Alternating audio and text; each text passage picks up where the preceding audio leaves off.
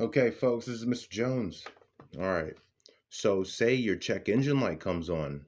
Now what? You don't want to spend too much money on it, but you want that engine light off. The first thing you need to do is either um, purchase a computer, maybe a cheap computer that you can plug into what's called the DLC. It's called a check engine reader. It's able to read and erase. In most cases, you can't just erase it. But buy one of those. You can get those fairly cheap. You could do it that way. You can check it today. Just go into a store that stocks it. Go into Harbor Freight. Even Walmart's got one. It doesn't work very well, but you can get the code that you need.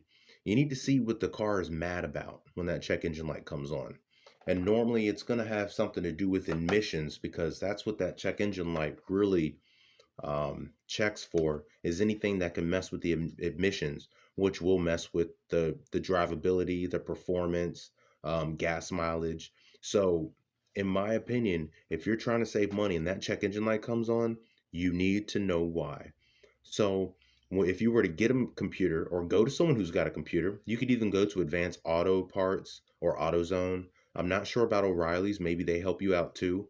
But roll up at one of those places and say, "Hey, can you scan my car? The check engine light's on." Say it like that. They should know exactly what you mean. Okay.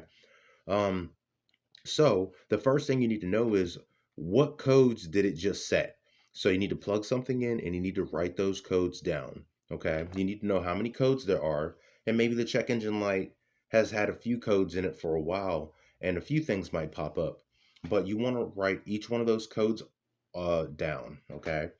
Um, Transmission codes start with a particular letter number. Um, Normally, the normal codes that you're going to get P0420, that's a code that people get all the time, talking about catalytic converters inefficient, P0300, stuff like that. But it's going to be P0 something something something.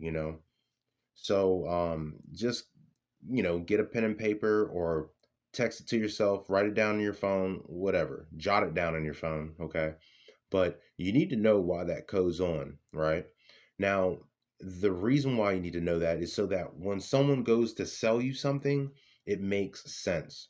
So, say just one code pops up, you can type that code into Google, and Google's going to give you a general idea of what it can be. Simplest thing you can do. I'd suggest doing that. So once you know that and you start bringing your car to a shop and things like that, someone shouldn't be trying to sell you on things that have nothing to do with the code. That's what I'm getting at. So if you're trying to save yourself some money, know what the code is before bringing